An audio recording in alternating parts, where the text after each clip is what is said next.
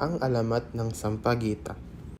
Noong unang panahon sa isang maliit na nayon, may magkasintahang nagngangalang Malaya at Gatpuno.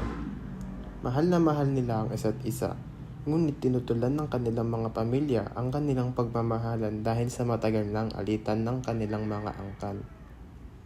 Upang hindi maghiwalay, nagtanan ang dalawa at nagtago sa agubatan. Doon sila nanirahan at nagsimulang bumuo ng sarili nilang mundo. Subalit hindi nagtagal, natuklasan sila ng kanilang mga pamilya na nagdala ng galit at kaguluhan sa agubatan. Sa gitna ng sigalot, nakiusap si Malaya at Gatpuno na tigilan na ang laban. Ngunit dahil sa galit, parehong nasawi ang magkasintahan. Sa lugar kung saan sila inilibing, tumubo ang isang maliit na halaman na may maliit na puting bulaklak na may mabangong halimuyak.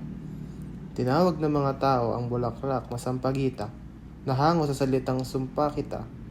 Bilang alaala ng wagas na pagmamahalan ni na Malaya at Gatpuno, simula noon, ang Sampaguita ay naging simbolo ng dalisay na pag-ibig at katapatan.